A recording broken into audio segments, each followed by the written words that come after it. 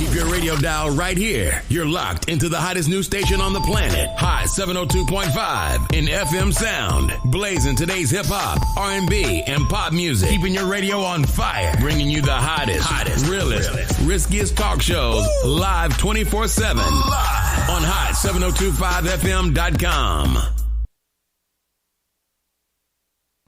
What's up, jokers? Ladies and gentlemen, welcome to Laugh Therapy, the show that tickles your funny bone while diving into thought-provoking topics. I am your host, Joe King, and today we are diving into a topic that affects countless families: child support. Dun, dun, dun, dun. Child support is a crucial aspect of ensuring the well-being and upbringing of children. It plays a vital role in providing financial stability, access to education, health care, and overall support for custodial parents. But like any system, it is not without its complexities and areas that may need reform. So on today's episode, we're taking a unique perspective.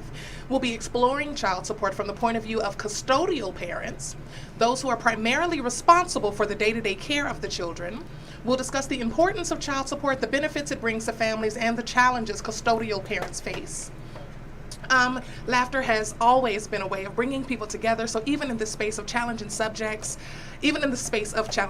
so while we delve into this serious matter, we'll sprinkle in humor, enlighten the conversation, and provide some much-needed comedic relief.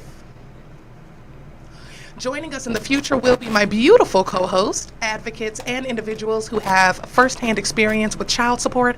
However, today's introduction to this topic, I have just myself and my beautiful co-host, JD, aka Sunshine. How y'all doing? Together we'll explore the nuances of the system, examine its impact on families, and discuss potential areas where reforms may be necessary. So sit back, relax, and get ready to laugh, learn, and gain a deeper understanding of child support and the issues surrounding it. It's time for some therapeutic laughter as we navigate the important topic of child support reform from the perspective of custodial parents. Welcome to Laugh Therapy, jokers. Hey y'all. That was a nice introduction. Thank you, my love. Yes. Okay. Hey, Auntie. I was typing it in the car. All right. So to kick this subject off today, let me ask you this. Is child support fair, or does it disproportionately burden non-custodial parents? I think it depends on who you're asking. For me personally, I feel that child support is fair. I think it tries to be fair. So for me, as the custodial parent, I have multiple fathers to my children, and we've got completely different dynamics with each father. One father feels that because he pays child support consistently, even though it is less than what he is supposed to pay, that there should be no arguments, there should be no discussion, none of that. And then he barely gets to see our child. He doesn't, visit as often or call as often or things of that nature.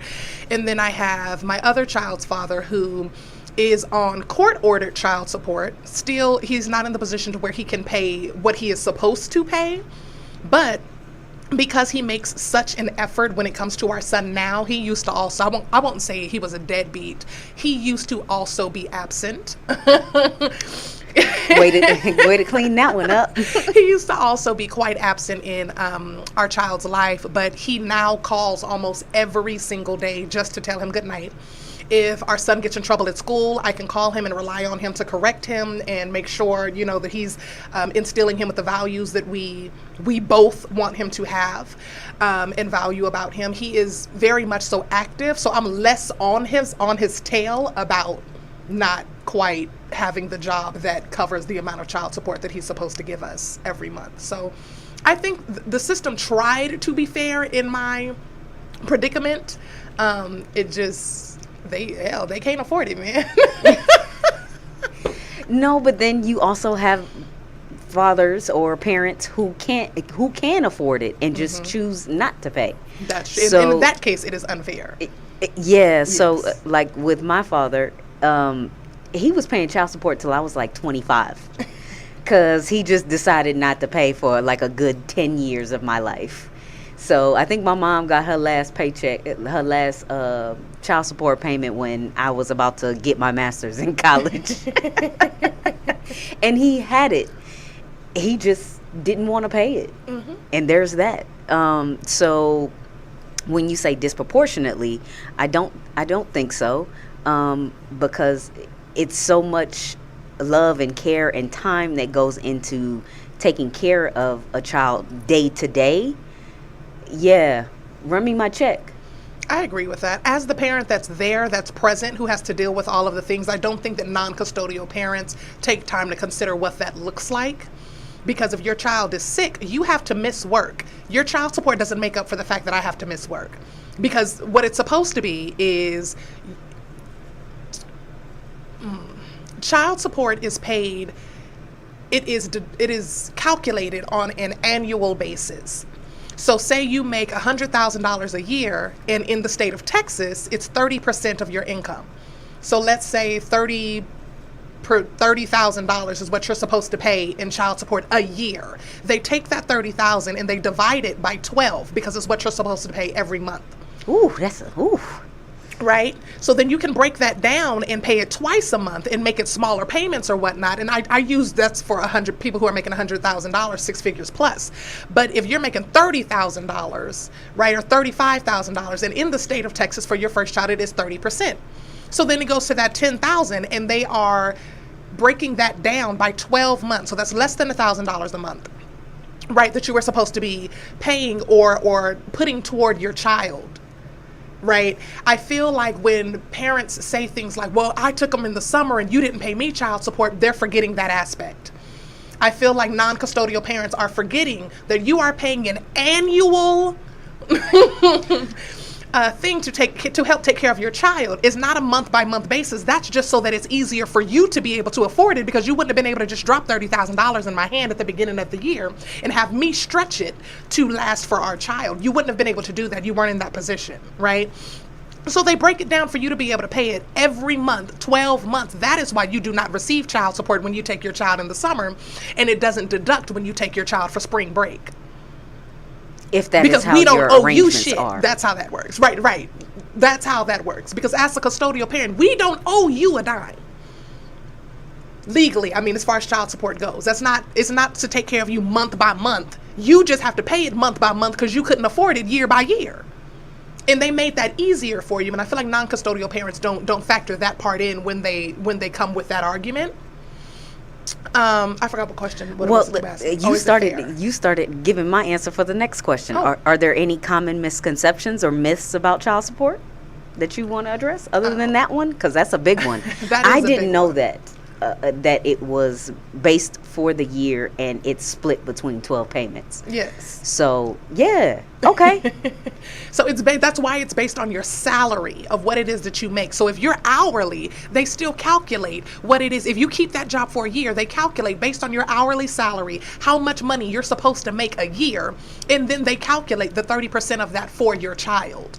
So for people who are like, oh, it's unfair for me to pay this amount of money, it's the same across the board based on your salary. That's why you end up having men who try and get lower paying jobs so that they pay less child support, which is absolutely stupid to me, because all that did was mess up what you can afford as well for yourself. Yeah. Because now your 70% that you are getting is less than what you would have been getting had you kept the job that you had. But because you're so bitter and you don't want me to have whatever it is, or your child to have whatever it is that you worked for, you're willing to put yourself in a fucked up financial position. Right. So I think that's one of the biggest misconceptions of child support. I also think one of the biggest misconceptions of child support is that the mothers are using child support to just go shopping, to just go on trips. I was going to address that one as well. We just balling out on your $46 a month, my nigga. Like, come on. Come on. You know good and doggone well, if you make $40,000 a year, it may very well hurt to have to pay $200 out of your check or whatever to your kid every month. But if your child lived with you, you would be spending upwards of that, way more than that. Because my kids are only 5 and 6, and they are off kids meals. You order a kids meal, you need to add something to it in order for them to actually be full. That's a snack for them. Yes, and even when they finish that, they're following up as soon as they finish their food, asking for a snack. So now you need groceries, right? Because they're eating constantly. I've got boys, they're growing boys, and they hit growth spurts at different times. So as soon as one is finished eating me out of house and home, the other one hits a growth spurt and he's eating me out of house and home. And your $46.51 does not help me, sir, feed our children for all 31 of the days in the month. And it's not even that. You have to have a room for them. Exactly. They need electricity. They need lights. They need water. They need clothes to be washed. Their own space. School supplies. Constant and school supplies. Not to shoot mothers in the foot who are struggling, and you have that 1-bedroom apartment and you still have your children sleeping with you or whatnot. Do what it is that you got to do, sis. I'm not, coming for the parents who have less than I do. I'm just explaining my situation. So knowing that my boys need their own space, a 1-bedroom apartment wasn't going to work for us. Even when I was in an apartment, I still made sure to have a 3-bed. So that they had their own space. Why? Because mommy likes her own space, and I'm raising humans, right? I'm raising little people, little adults who need to know how to be with themselves, but also entertain other people, and also know when they need to just have a moment to themselves. They need their own space. That costs money. Because a 1-bedroom costs a little differently than a 3-bedroom or a 4-bedroom home. You get the luxury of deciding what works for you as the non-custodial parent. If you want a 1-bedroom or an economy apartment, you can do that and be comfortable because you don't have a child with you. And if somebody wants to move in with you, you've got a new girlfriend or a new boyfriend or a new husband, whatever it is that you've got going on, they can move in with you with that little whatever apartment it is that you have, without you having to focus on or consider the safety of your child, the comfort of your child, whether or not they're going to get along with your child, if they have the same mindset when it comes to raising and upbringing of your child. You just get to live your life as an adult. All of these are decisions that custodial parents have to consider before they can move forward. Ooh, let me ask you this. This is a little off script. Do you think the non-custodial parents should have to check in with the custodial parent when they want to go on vacations and things like that? For example, if one of the boys' the boys' fathers decided they wanted to go on a month-long vacation, do you think they should consult and speak with you first before they made those plans? Are they taking our kid? No. But what if there's a situation where you need them to come get the kid and you're like, I'm calling you for your help. Where are you? Oh, I'm in such and such for a month. I get that. And you didn't even let me know? Yeah, I think that that's just courtesy. I think that that would be appreciated. It wouldn't necessarily be a rule because they're not taking my child. However, because me and my children's fathers don't live in the same states. So both of them are in Texas. And I'm in Vegas with my boys full time. So calling them, even when the boys get in trouble or they're acting up here, isn't going to be as helpful as it would have been had we all still been in Texas, because then your daddy could pull up, In my particular situation, it would be courteous for them to let me know that they'll be traveling or away, but it wouldn't be a requirement. I think it should be at least a discussion. Yeah, I think like, I would hey, appreciate we're thinking about discussion. I'm thinking about taking a trip. If it's longer than 2 or 3 days, hey, I'm thinking about taking a trip these dates, so I won't be available, or if you need me, this is how you can reach me, type thing. Because when we want to take trips, we have to have so much preparation in order to take the trip. That's very true. I don't think non-custodial parents realize the amount of freedom that they have, that you have as well. When you want to get up and go somewhere, you just get up and you fucking go. You get your stuff and you go where it is you need to go. If we want to get up and we go somewhere, who's got the bags? We got to make sure that they're dressed and they're ready to go. Do we have a sitter? If we don't have a sitter, we have to call around for different sitters. If we can't find a sitter, are we taking them with us? Are we just not going? Is one of us going and the other one isn't? There's so much that has to be figured out when you have full custody of your kid, and even your support system doesn't feel like the same support system. So as a non-custodial parent, when you know you only have your child once a month or 1 weekend a month, or for my children's fathers, once a season,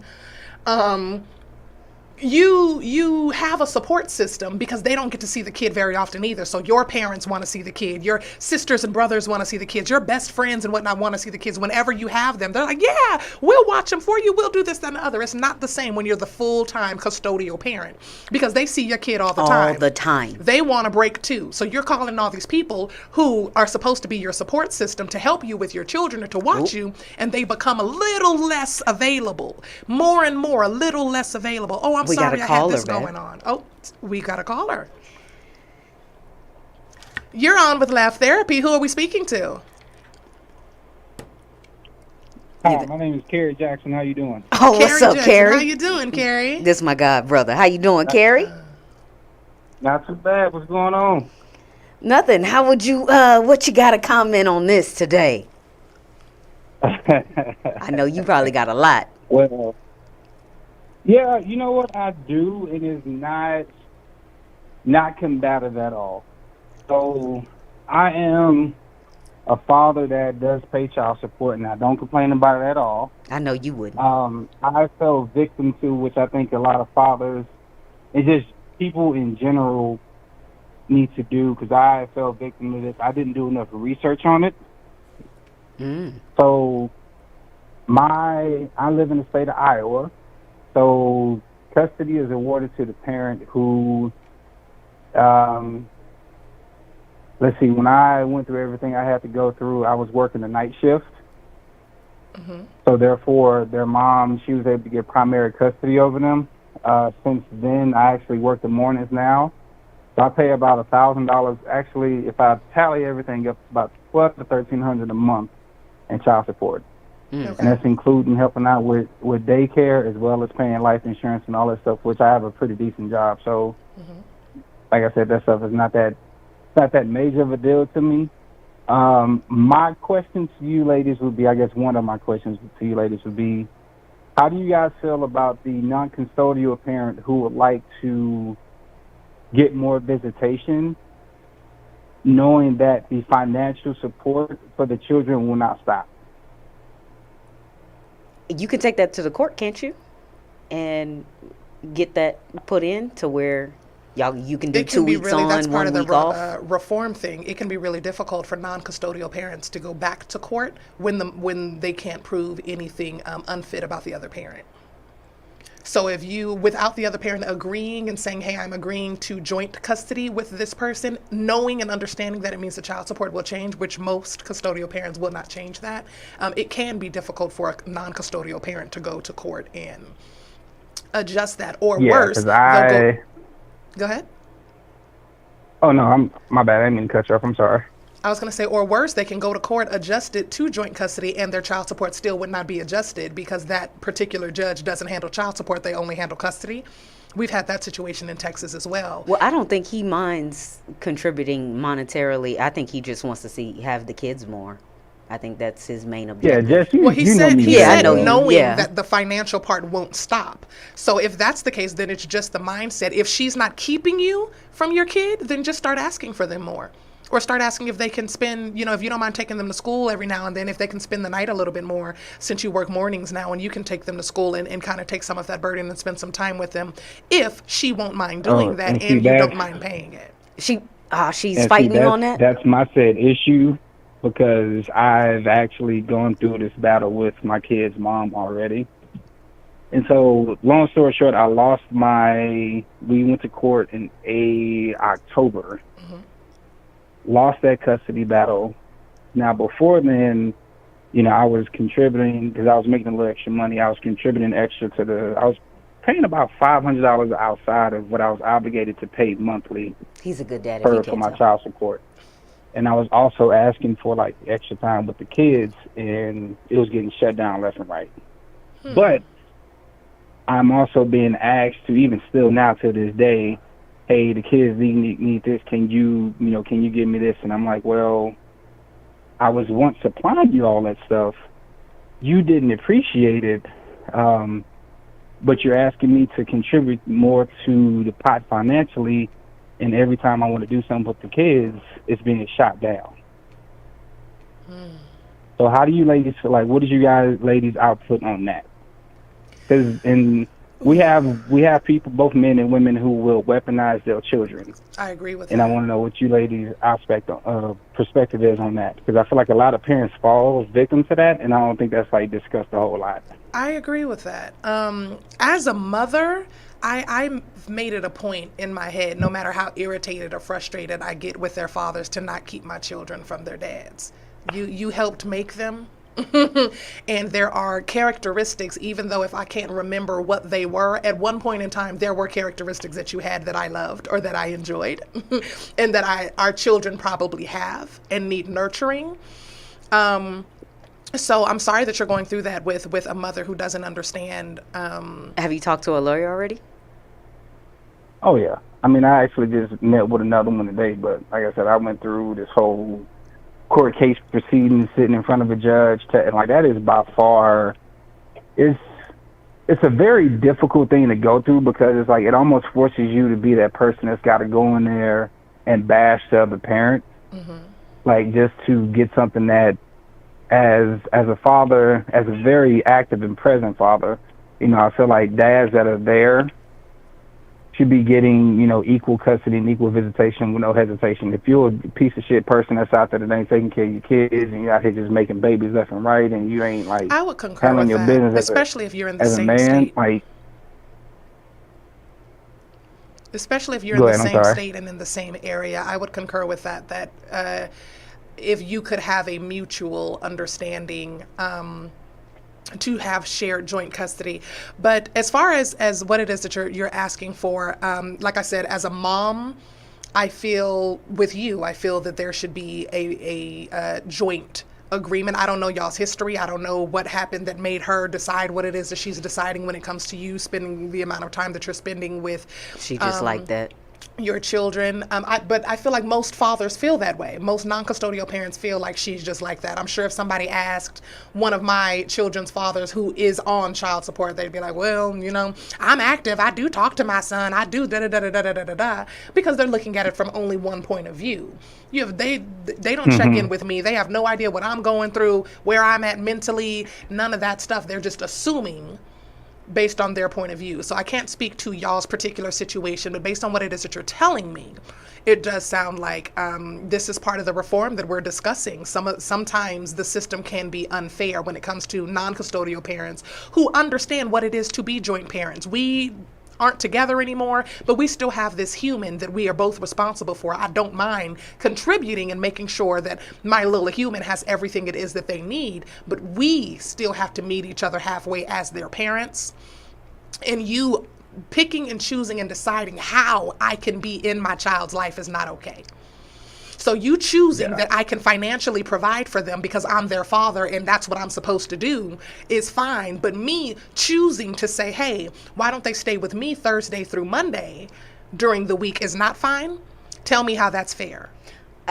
How about you start with little stuff like that? Like, hey, can they stay with me Sunday nights so I can take them to school on Mondays? Just start with the small stuff and maybe that might break the ice a little bit.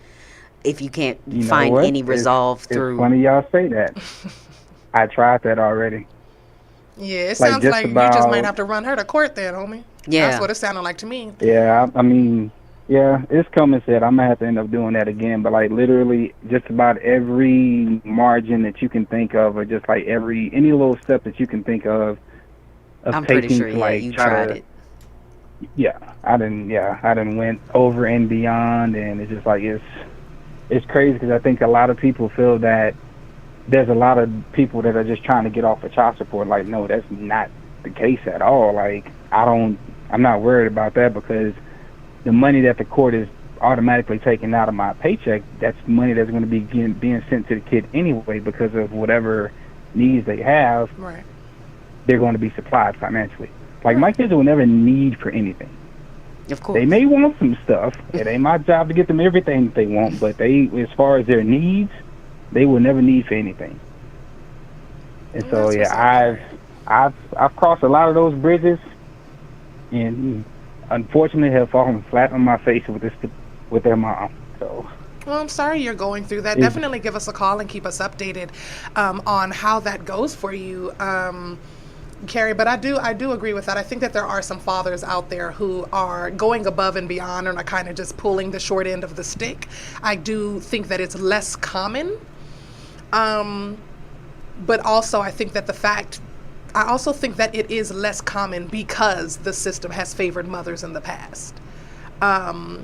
So a lot of you guys' concerns aren't as loudly received as the mother's cries because there are more of us in the position. But that does sound like, that sounds like a you good, have to take her to court. Yeah, take her back. Sounds unfair to both you and your children. And thank you so much for calling. Thank you, bro. No problem at all. I listen. I try to listen to y'all as much as I possibly can. So Well, we appreciate the love. So, all right, bro. Talk to you later. All right, y'all. Sorry, bro. Didn't mean that. Okay. So moving along, how does child support affect the well-being of the children and their families? Well, for us, child support helps with, like I said, those growth spurts and whatnot. Our boys, babysitters. Yeah, babysitters. I don't think they calculate stuff like that. They're like, there's no way he's eating this amount of groceries. First of all, yes, they are. Y'all ain't met Legacy Drew. Yes, they are. Y'all have not met my youngest son. He can eat a full refrigerator full of food in 2 days tops. If you let him. Yeah. Because that's all he want to do is eat. Eat all day. That's all he wants to do.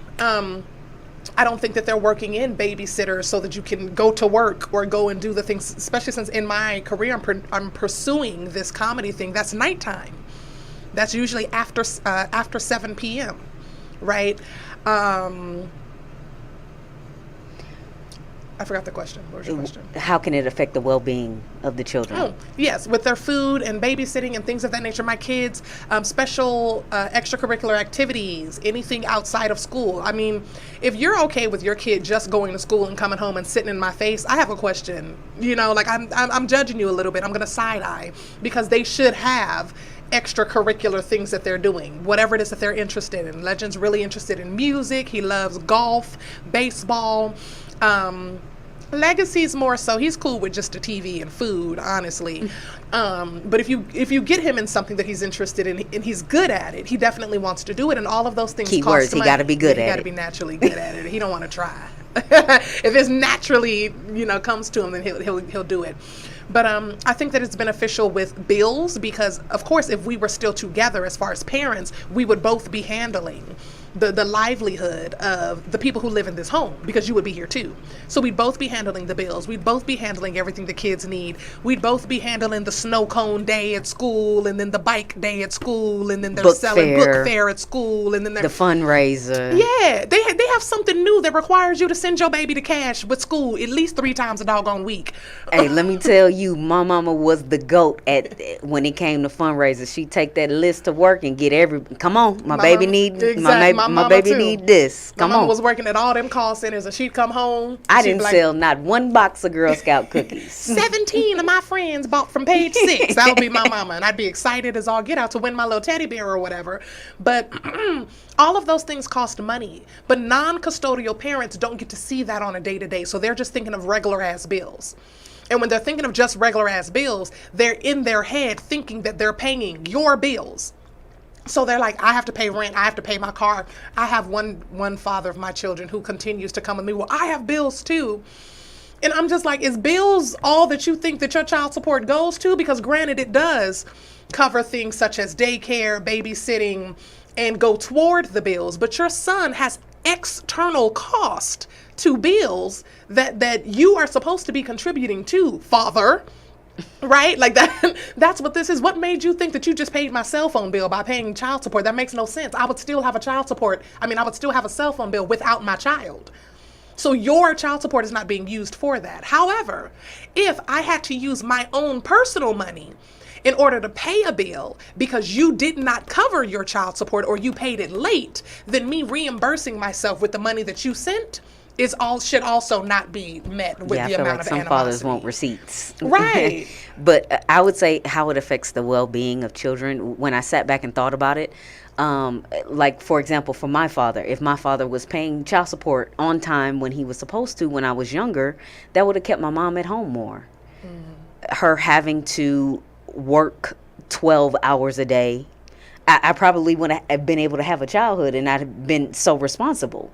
Because I learned how to cook at a very early age because mom was working late. Mm-hmm. So that would have gave mom the opportunity to be able to spend more time with us, be able to come to more basketball games, be able to be more involved. So when you talk about providing is not just about, oh, I don't want to pay your bills. No, you could be helping your kids' mental with just your extra few $100s a month or whatever you decide to pay or have to pay. And that affects your child. And I don't think that's what a lot of non-custodial parents don't understand, is that affects how your child is being raised, how they grow up, how it forms them, how it shapes them. I mean, I'm appreciative for all of my experiences, but if I could have got to be a kid a little longer, that would have been good too. So those are things that we all have to think about when we're talking about child support and payments. Should child support payments be tax deductible for the paying parent, or is that an unfair advantage? No. No. What? Really? No. Let me hear your argument. I don't know. No. No. I don't think it would make sense for them to be able to write off taxes. I think that it would be unfair, specifically for the parents that are already deadbeats and who are obligated to pay through the court. For the ones who want absolutely nothing to do with the child, why would you get that money back?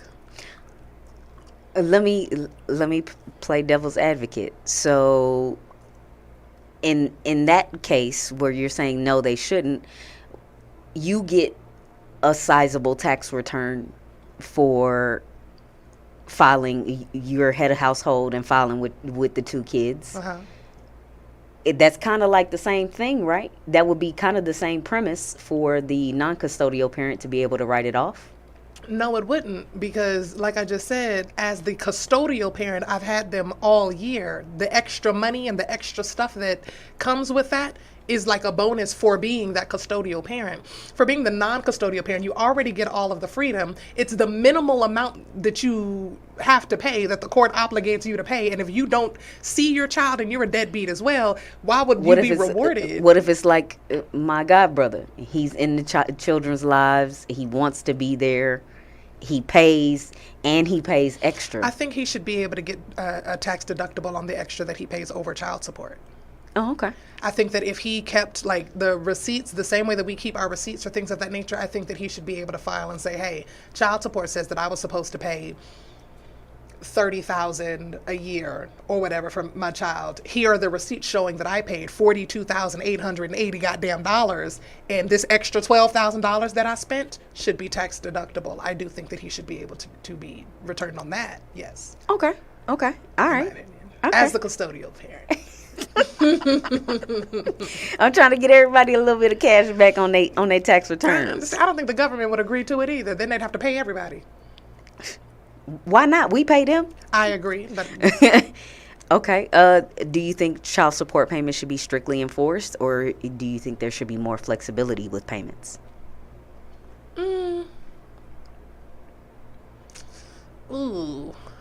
That's a difficult one to question because, as I stated, as you know, with Legend's father, it took him a while. It took him a good goddamn minute to get his career in order to where he was making money to where he could pay anything in child support. For there were years, my son is 6 now, for the first like 4 years, I think 3 years he didn't talk to him, and then the 4th year he became a lot more active, but he still couldn't pay child support. So he's starting to get it together now, and I'm very appreciative of the relationship that he has with our son now.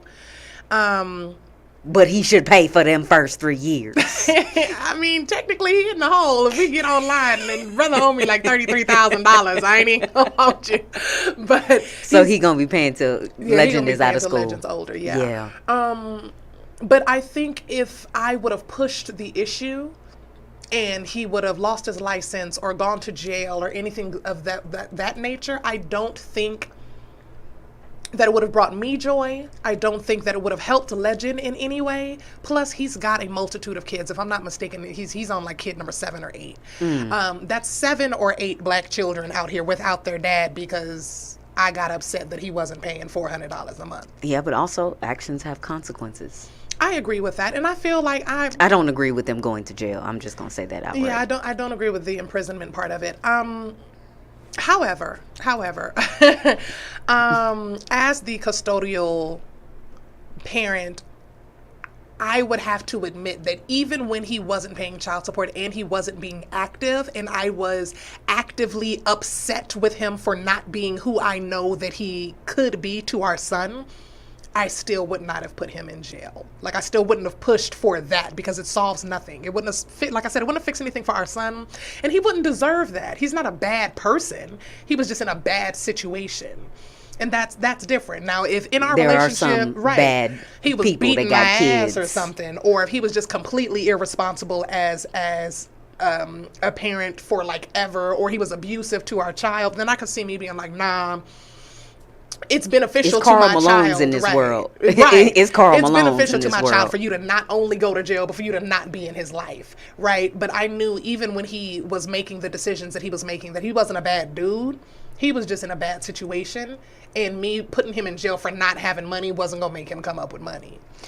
Yeah, that's where the gray area is, and courts don't work off a gray area. Yeah. So for me personally, I would have to say I don't think that they should be strictly enforced, because there are men out there like him who's a good dad. You know, he wants, from what he is showing right now, he is a good dad. He just needed some time. Now, on the other end, we have the other father, and we are currently in that doggone discussion about child support. He's quite upset that I'm even considering it, but he's been paying the bare minimum of something we agree. Well, technically, we didn't even agree to it. He asked for it, and me trying to be an understanding person at that time was like, fine, you can lower what it is that we originally agreed on, because he was moving to another state. He was starting a new job. He was going to need to buy an Airbnb.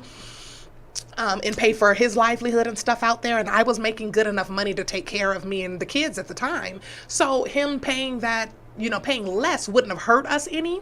So I was like, fine, go ahead, stack up some money. I understand you're trying to live your life. Boom, we can lower it a little bit. And then that went on for years. He got promoted twice. He got a new job, and we never went back to what child support was supposed to be for us. And anytime I tried to mention, hey, why don't we put it back to where it was? Because now I'm not working where I used to work and I could use that help. It was, I'm greedy. He's got bills too. Why would I want to go back? We agreed to what it is now. And I'm like, no. That wasn't an agreement for forever. That was, you said you were struggling and I was trying to be understanding, but he keeps trying to flip it and say, no, you said I could put it here type of situation. Like in those situations, I got tired of arguing, so I do feel that it should just be strictly enforced there so that we don't have to discuss it anymore. We don't have to talk about what it's supposed to be, how much it's supposed to be, when it's supposed to get to me.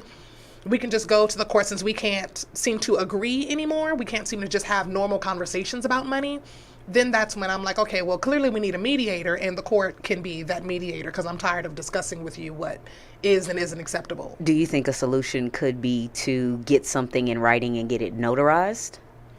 I do think that could be an option. It would just be whether or not he would sign it and what he would agree upon, because anytime I've tried to get more than what it is that he is sending now, he tries to act like I said, it's a problem. Okay. Yeah. My mom said it used to be 20%, not 30, back in the Gap. Yeah. Well, thank God for 30. Because that's barely enough. It's barely enough when your baby daddies are broke. No fuck broke people, y'all.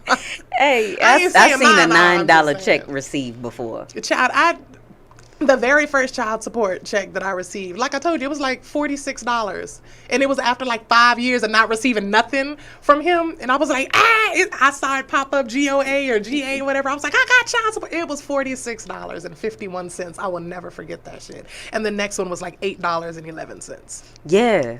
It's wild. Y'all could have kept that. Yeah. But a lot of people do not like going through the child support system because the government takes a part of it, right? It's rumored. Y'all better be glad I can't comment. Hey, Shaky, go ahead. We can see your comment. Right, we can read your comments. Yeah, go ahead. Or you can call in. The number's at the bottom. So if you want to call in, go ahead. I have heard that the government keeps some. I'm not sure how true it is. The amount that I'm supposed to receive. You receive it. I receive it. I receive it. Right. So if you're supposed to send me 1,000 and they're taking 1,300 from your check, that's between you and God. Like, you got to talk to them about it, because I'm not getting that extra 300. right? So I've heard that, but that didn't happen to me when I was paying child support. Okay. Are custodial parents obligated to provide proof of how child support funds are being used, or is it an invasion of privacy? I am not required to show proof of where my child support goes, no. I don't know if it would be an invasion of privacy either. I wouldn't mind them seeing where my money's going, because what they gonna do? Because what they gonna do if it goes to my bills and my child lives here? If it goes to clothing and he needs clothes, if it goes to food and he needs, I don't care what it is that they. It's because some people think that child support goes to living lavishly. She's spending my money on herself and not my kids and this. Well, maybe her money. Right. Also, how maybe you know that's her your money went to the kids. Exactly. It's Maybe just her entire check went to what it is that your child has and whatnot, and then your money, when it comes in, she uses it to reimburse herself. So I think that's the reason why they don't ask and why they don't make you prove it, because when it comes in, if you have a child support card or something like that, maybe you're spending money on you because you've been spending money on your child all month. So that child support check that comes in is you repaying yourself. So like I said, I wouldn't care. I wouldn't think it was an invasion of privacy because I would have an answer for everything. Yes, I bought me a cute ass jacket, Yana. It's cute. Ain't it cute? Yana, not Yana. Yana, because it's cute, ain't it? It's so cute. In fact, me and my son got matching ones. Let me show you. Fuck y'all. I don't think it's an invasion of privacy, but also I'm not spending my child support money on stupid shit either, so it wouldn't make me no, never mind. For women who are, spending it on lavish things or things of that nature, but they do have their child full time, I can almost guarantee you that is the reason, that because they've been spending the money that they make on their kid all throughout the month, that when you send yours, it's kind of like some extra money. It's fun money, and they play with it that way. Yeah, which should be allowed, because self-care is a part of taking care of others. What they tell you in on the plane, put your mask on first. Mm-hmm. And then you can help other people. Absolutely. So if I don't take care of myself, how am I going to take care of these kids? Absolutely. Yeah. We can get into that. All right. Should child support payments be adjusted based on the custodial parent's new partner's income to prevent unfair advantage or disadvantage? What the fuck? No. I know. That don't make no sense. How somebody else became responsible for your child before you did? How? No, sir. No, that's crazy. In the same token, right? So what if the non-custodial parent gets in a relationship? Should we take both of y'all's income? Exactly. So should your new girlfriend or new wife or new husband or whoever it is that you with have to pay your child support? That's crazy. Absolutely not. They didn't make this baby. I ain't asking your girlfriend for a dime. You shouldn't be asking mine for a dime. Absolutely not. Yeah, I thought that was funny a wild because question. Legacy's dad actually brought that up when I told him I'm just gonna go ahead and file for child support. He was like, and don't forget to put all of y'all's incomes. I say y'all. Wait a minute. Y'all. I already feel like I should be able to claim one of the kids and I can't. So there's that. Mm-hmm. Shoot, at this point you might be able to claim his. Shit. And I don't know, I feel like I'm different when it comes to I feel like if you asked each father, you would get a different response from me. One of them would be like, nah, she's mad cool, she's mad understanding when it comes to child support. Like, she lets me talk to my son whenever I want, like, blah, blah, blah, blah, blah. And then, like, the other one would be like, greedy bitch. That bitch don't care about my livelihood. So... Oh, snap. Can you break down how child support works in the military? They give it to you. That's how it works in the military. You call them they and don't say, play by their paper, though. You call them and say, hey, your soldier's not paying child support, so I'm getting ready to call the courts child support, and you'll get your child support by next week. Yeah. Oh, the military, they don't play. The military is like, hold on, wait, what? I'm sorry, what? One, they don't like children not being taken care of. But two, what they hate more is outside government having to deal with inside military shit. So if you are active duty in the military and I take it to an outside court,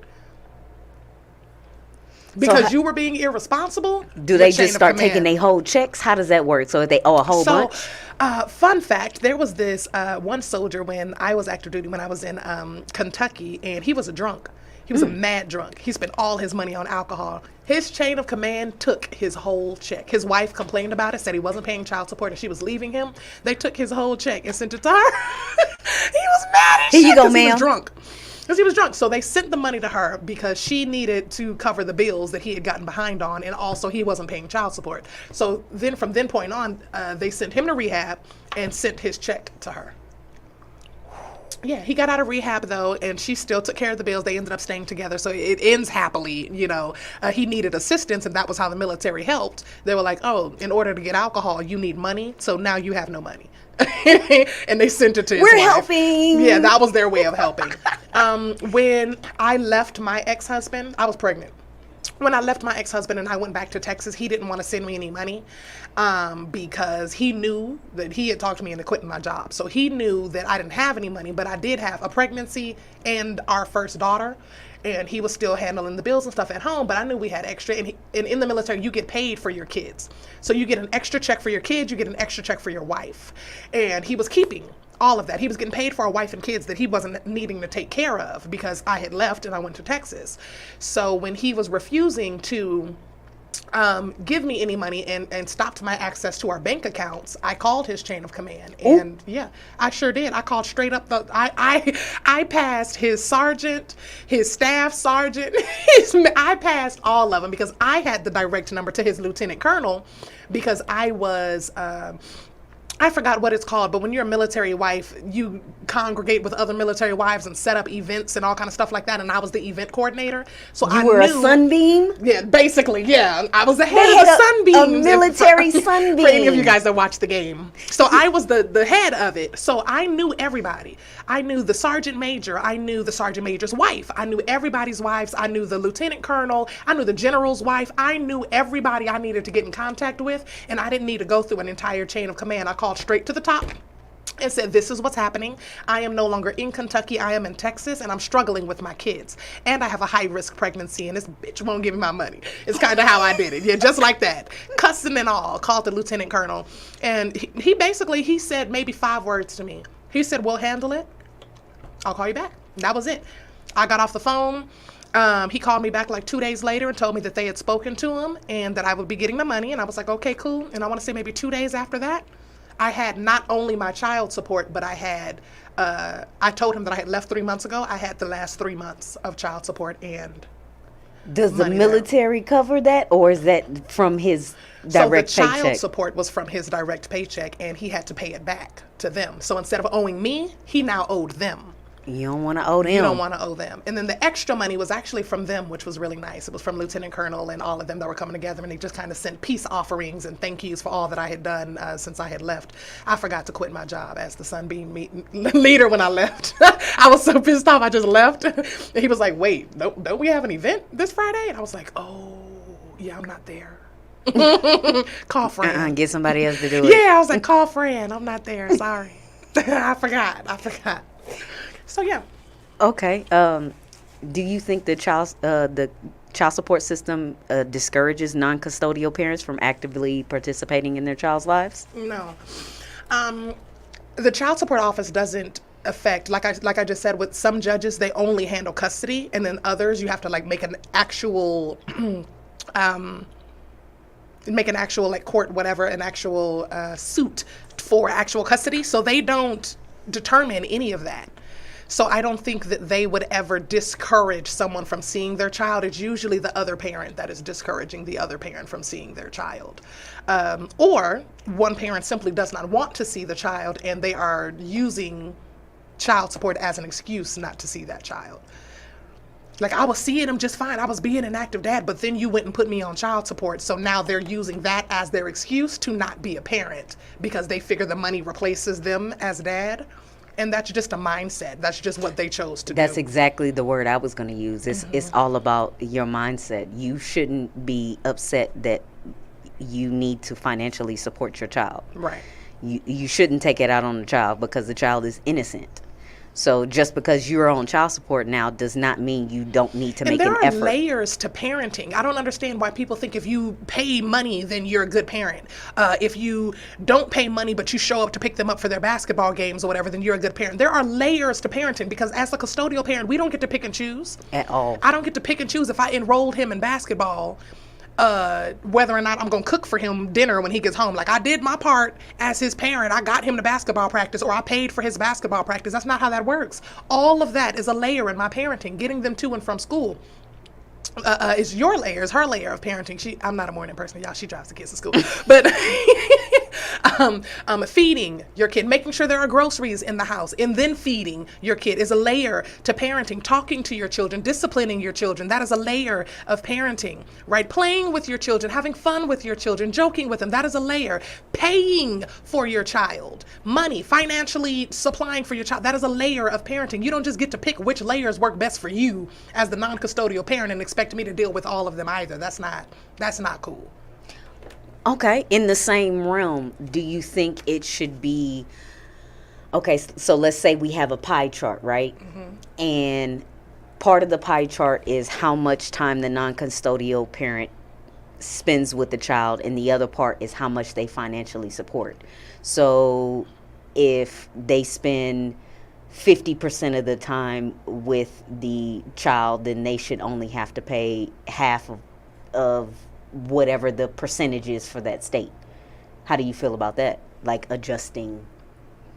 I would be willing to try it just to see how it worked for us. So like, say Legend's dad says, hey, can I take him for a school semester or something like that?